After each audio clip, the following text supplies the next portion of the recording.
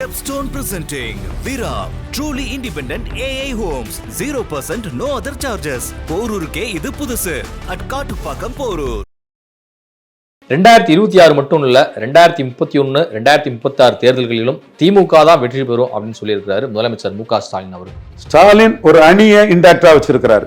இன்னைக்கு திமுக தேர்தலை சந்திக்கும் போது 47% வாக்கு பலத்தோட இருக்கிறாங்க.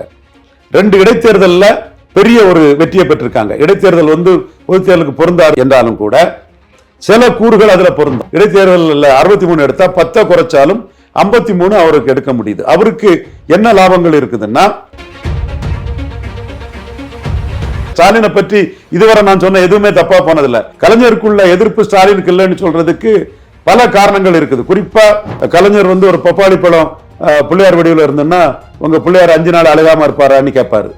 ஸ்டாலின் அப்படி கேட்கல, சீட் கன்வென்ஷனுக்கு போகல, 45க்கு மேல எடுப்பாருன்னு சொல்றேன். மோடிக்கும் அமித்ஷாவுக்கும் நட்டாவுக்கும் PL சந்தோஷுக்குமே இந்த கருத்தை நான் சொல்லிட்டேன்.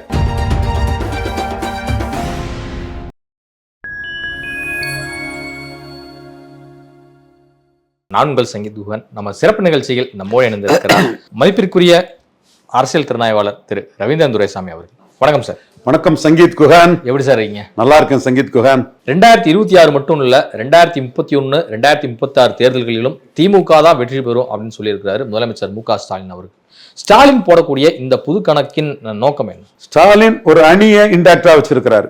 நான் 2024 ஆண்டு மோடி பிரதமராகிறதுக்கு முழுமையா உழைச்சவன். பிஎம்ஓக்கு தெரியும், மோடிக்கு தெரியும், தமிழகமே தெரியும், இந்தியாவிலே பல தலைவர்களுக்கு தெரிஞ்ச விஷயம். அப்பவே நான் மோடி கொடுத்த ரிப்போர்ட், வெளிப்படையா சொன்ன ரிப்போர்ட், இங்க 35 சீட்டு திமுக அணி தான் வரும். காங்கிரஸ் கன்னியாகுமரி மட்டும் டெபாசிட் எடுத்த காங்கிரஸ் ஸ்டாலினால பெரிய வெற்றியை பெற்றுட்டு இருக்காரு. 10 சீட்டு ஜெயித்துட்டு இருக்காப்புல.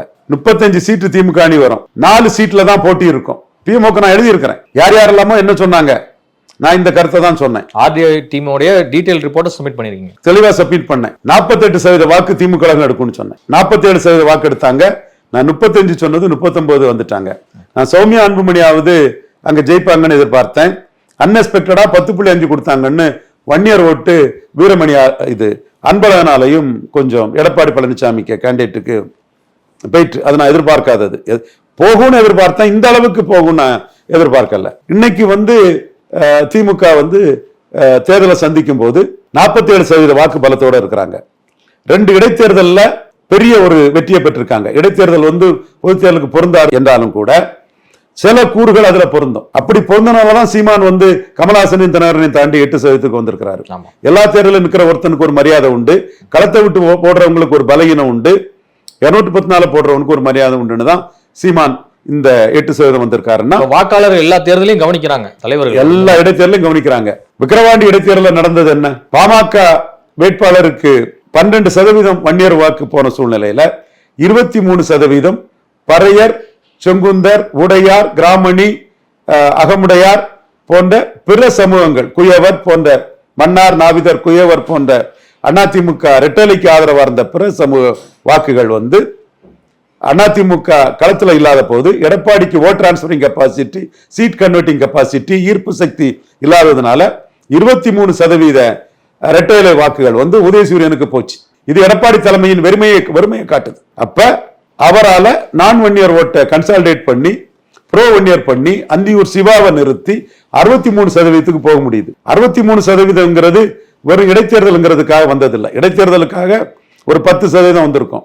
அப்ப 53% வாக்குகளை 1 இயர் பொலிட்டுக்குள்ள அவரால் எடுக்க முடியுது. 53% வாக்குகளை எடுக்க 10% இடைத்தேர்தல் பண்ணி போட்டுருங்க. அப்ப இதே ஸ்ட்ராட்டஜில அவருக்கு 47% அவர் எடுத்ததுங்கிற ஒரு இடைத்தேர்தல் 63 எடுத்தா 10 குறைச்சாலும் 53 அவருக்கு எடுக்க முடியுது. அவருக்கு என்ன லாபங்கள் இருக்குதுன்னா, பாமகவுக்கு எதிராக திருமாவளவன் ரூட்ல பறையர்கள் கன்சாலிடேட் ஆயிடுறாங்க. பாஜகவுக்கு எதிராக கிறிஸ்தவ முஸ்லிம்கள் கன்சாலிடேட் ஆயிடுறாங்க. நாம் தமிழர் சீமான் தந்தை பெரியார் விமர்சனம், அதிரடி அரசியல், திராவிட கட்சிகளுக்கு எதிரான அரசியல், ஒரே குட்டையில் ஊறிய மட்டைகளை நார் நாராக கிழிப்பேன், ஒரு தீமைக்கு இன்னொரு தீமை மாற்றில்லைன்னு திராவிட கட்சிகளுக்கு எதிராக நிற்கக்கூடிய அந்த அரசியல்ல பிறமொழி சகோதரர்கள் சைலண்டா கன்சாலிடேட் ஆகுறாங்க. அது இன்னும் வெளிப்படையா இந்த பறையர் கிறிஸ்தவ முஸ்லிம்கள் மாதிரி பூத் வைஸ் வெளிப்படையா வரலனாலும் கூட பிறமொழி சகோதரர்கள்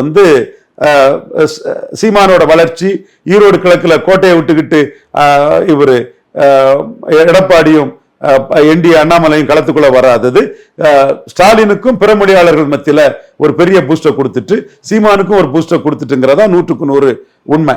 அந்த வகையில ஈரோடு கிழக்கு இடைத்தேர்தலில் அதிமுக வாக்கிலேயே பெரியார் ஆதரவு நிலைப்பாடு கொண்டவங்க ஒரு கணிசமான பகுதியினர் வந்து ஸ்டாலினுக்கு தான், திமுகவுக்கு தான் வாக்களிச்சாங்க. ஒரு ரொம்ப குறைஞ்ச பகுதி தான் சீமானுக்கு வாக்களிச்சாங்க. விக்கிரவாண்டி, ஈரோடு கிழக்கு மக்களவை தேர்தல் இது எல்லாம் வச்சு பார்க்கிற சூழ்நிலையிலையும், ஒரு அணியை இன்டாக்டா வச்சிருக்க சூழ்நிலையிலையும், கலைஞர் கருணாநிதிக்குள்ள எதிர்ப்பு ஸ்டாலினுக்கு இல்லைங்கிறது தொடர் தேர்தல் வெற்றிகள் நிரூபிக்கக்கூடிய சூழ்நிலையிலையும், இன்னைக்கு கடும் எதிர்ப்புன்னு சொன்னான்னா அவன் 5-6 தேர்தல் அதைத்தான் சொல்லியிருப்பான். சுமன் ஸ்ரீராமன் முகத்தை பாருங்க, ஈரோடு கிழக்கு முதல்ல நடக்கும் போதே கட்டும் போட்டி, கட்டும் எதிர்ப்புன்னு சொல்லுவாங்க. என்னத்தை களத்தை பார்த்தாங்களோ, என்னத்தை நான் அப்பதான் சொன்னேன், அதெல்லாம் கிடையாதியா, செந்தில் பாலாஜி அதிரடியில 1 ஓட்டுக்கு 2 ஓட்டுக்கு மேல எடுத்துருவாங்க நான் சொன்னேன். விக்கிரவாண்டியில போலரைசேஷன் வரும்னு சொன்னேன். ஃபீல்டு ஒர்க் அப்படிலாம் இருக்கு. நான் ஃபீல்டுல இருந்து வந்தவன், களத்துல இருந்து வந்தவன். ஸ்டாலினை பற்றி இதுவரை நான் சொன்ன எதுவுமே தப்பா போனதில்லை. ஒரே ஒரு விஷயம் மட்டும்தான் தவறா போச்சு. அதான் நான் உங்களுக்கு பிஎம்ஓ கொடுத்த அந்த ரிப்போர்ட்டே கரெக்டா இருந்துன்னு சொல்றேன். எல்லா ரிப்போர்ட்டுமே நான் கரெக்டா கொடுப்பேன். தப்பா போனது எல்லாமே செட்டான பிறகு ஆசா வெடிகுண்ட தூக்கி வீசிட்டாரு. நான் கோயம்புத்தூர்ல பெல்ட்ல தான் அதிக லீடிங்ல திமுக ஜெயிப்புன்னு முக ஸ்டாலின்டே சொன்னேன். முக ஸ்டாலின்டே அதை சொன்னேன். ஏர்போர்ட்ல கேசி பழனிசாமி கல்யாணத்துக்கு போயிட்டு வரும்போது ரிஷி, நம்ம ஸ்டாலின் தினேஷ் வந்து சொன்னேன், நான் தலைவர் பார்த்து பேசணும்னு சொன்னேன். உடனே ஒரு 7 நிமிஷம் பேசிட்டு வந்தோம். அப்போ அவரு நானே சொன்னேன், கோயம்புத்தூர்ல நீங்க பெரிய இதுல வருவீங்கன்னு சொன்னேன். அதுக்கு பிறகு ஆசா வெடிகுண்ட தூக்கி வீசிட்டாரு. அந்த வெடிகுண்ட முதலே தூக்கி வீசியிருப்பாருன்னா நான் சொல்லியிருக்க மாட்டேன். அப்புறம் அதுக்கு பிறகு வந்து இந்த கலப்பு திருமணம் சம்பந்தமா திமுக போட்ட ஒரு தீர்மானத்துக்கு வந்து அதை வந்து சுனில் கனகூல் டீம் அதை பெண்களுக்கு சொத்தெல்லாம் இது பண்ணிது, கலப்பு திருமணத்தை இந்த ஜாதி பெண்களை அந்த ஜாதி அப்படியெல்லாம் பெரு பிரச்சாரங்கள் பண்ணி எடுத்து அது எடப்பாடியன் தாயாரை இழிவுபடுத்தி விட்டார்கள்னு பேச, அது வந்து ஒரு மாறுபட்ட சூழ்நிலை. அது ஒண்ணுதான் ஏற்படுத்தியது தவிர மற்றபடி ஸ்டாலினை பற்றி நான் சொன்ன எல்லாமே இதுவரை கரெக்ட். கலைஞரோட பெரிய ராஜேந்திரன் சொன்னது கரெக்ட். கலைஞருக்குள்ள எதிர்ப்பு ஸ்டாலினுக்கு இல்லைன்னு சொல்றதுக்கு பல காரணங்கள் இருக்குது. குறிப்பா முதல் அரசியல் சட்ட திருத்தத்தின் மூலவர் காமராஜ்ங்கிறது உண்மை. அவருக்கு அதிகாரம் தான் முதல் அரசியல் சட்ட திருத்தத்தை வந்து ஓபிசிக்கு இந்தியாவிலேயே கிடைச்சது. அதன் அடிப்படையில தான் இன்னைக்கு முக்குலத்தோர்களின் வளர்ச்சினாலும் சரி, வன்னியர்களின் வளர்ச்சினாலும் சரி, நாடார்கள் 64க்கு மேல பிசில வந்த பிறகு எப்சில இருந்து பிசில வந்தவங்க வளர்ச்சினாலும் சரி, 74 காலகட்டங்கள்ல எப்சில இருந்து வந்த கொங்கு நாடுக்கு வளர்ச்சினாலும் சரி, 80க்கு மேல எப்சில இருந்து பிசிக்கு வந்த கிறிஸ்தவ நாடார்கள் வளர்ச்சினாலும் சரி, பெருந்தலைவர் காமராஜ் வந்து தன்னோட அரசியல் அதிகாரத்தை பயன்படுத்தி முதல் அரசியல் சட்ட திருத்தத்தை கொண்டு வந்ததுதாங்கிறத வரலாறு பூர்வமா முதல் அரசியல் சட்ட திருத்தத்தின் மூலவர் காமராஜ்ங்கிறத முக ஸ்டாலின் அவர்கள் சட்டசபையிலே நிறுவியிருக்கிறாரு. கலைஞர் கருணாநிதி உயிரோடு இருக்கிறது வரை இந்த விஷயம் வந்து கில்லிங் இன் சைலன்ஸ் சொல்லப்பட்டு மறைக்கப்பட்டது. ஸ்டாலின் உண்மையை வெளிப்படையா சொல்லியிருக்கிறார். அந்த தன்மைக்கே நான் ஸ்டாலினுக்கு நன்றி தெரிவிச்சுக்கிறேன். இதை இன்னைக்கு எத்தனை பேருக்கு தமிழ்நாட்டுக்குள்ள தெரியும்? வலதுசாரின்னு சொல்லிட்டு இருக்கோம், எவனுக்காவது இது தெரியுமா? இந்த உண்மை எல்லாம் சும்மா என்ன அது ஆதாரம் இல்லாம பேசிட்டு இருப்பானுங்க. சோ இந்த இடத்துக்குள்ள ஸ்டாலின் கலைஞர் மாதிரி இல்லாம காமராஜரால தான் ஓபிசி இடஒதுக்கீடு வந்ததுங்கிறத ஒத்துக்கிட்டாரு. சோ இந்த இடம் வந்து ஸ்டாலினுக்கு கலைஞருக்குள்ள எதிர்ப்பு வந்து டைல்யூட் ஆகுது. ஏன் எஸ்.வி. சேகர் அப்பா பேர்ல தெரு வைக்கிறாரு, எஸ்.வி. சேகர் முக்கியத்துவம் கொடுக்கிறாரு, பாண்டைக்க அப்பா மரணத்துக்கு போய் நிற்கிறாரு, எத்தனையோ பிராமண சமுதாயத்தை சேர்ந்த கலைஞர்கள் இதுக்கு பேர் வைக்கிறாரு. சோ கலைஞர் நிலையிலிருந்து ஸ்டாலின் மாறுபட்டவர். கலைஞர் வந்து ஒரு பப்பாளி பழம் பிள்ளையார் வடிவில் இருந்ததுன்னா உங்க பிள்ளையார் 5 நாள் அழுகாம இருப்பாரான்னு கேட்பாரு. ஸ்டாலின் அப்படி கேட்கல. அப்போவால் ஸ்டாலின் வந்து ஆராசா வெடிகுண்டு வீசினதுனால உள்ள பாதிப்பை உணர்ந்ததுனால நம்முடைய நியாயமான கோரிக்கையை உணர்ந்து இந்துக்களின் உணர்வை மதிச்சு பொன்முடியை நீக்கணும்னு எல்லா தொலைக்காட்சியிலையும் நான் தெளிவாகவே சொன்னேன். பொன்முடியை அந்த மந்திஸ்டர் வந்து ஸ்டாலின் டிராப் பண்ணியிருக்கிறாருன்னு சொன்னா அவர் அந்த இந்துக்களின் உணர்வை மதிக்கிறார். கலைஞர் இந்துக்களின் உணர்வை மதிச்சவர் அல்ல. ரைட் மேன் இந்த ராங் பார்ட்டின்னு வாஜ்பாயோட கூட்டணி வச்சிருந்தாலும் கூட இந்துக்களின் உணர்வை மதிக்கக்கூடியவர் அல்ல. ஸ்டாலின் இந்துக்களின் உணர்வை மதிக்கிறாரு. முதல் அரசியல் சட்ட திருத்தம் காமராஜரால தான் முக்குலத்தோர், வன்னியர், நாடார், கொங்கு வேளாளர் வளர்ச்சிக்கு காரணம் காமராஜ் தான் ஸ்டாலின் வந்து உண்மையை ஒத்துக்கிட்டு முதல் அரசியல் சட்டத்தின் மூலவர்னு சொல்றாரு. சோ கலைஞருக்கு இருந்த அந்த எதிர்ப்பு முக ஸ்டாலினுக்கு இல்லைங்கிறதா என்னோட பார்வை.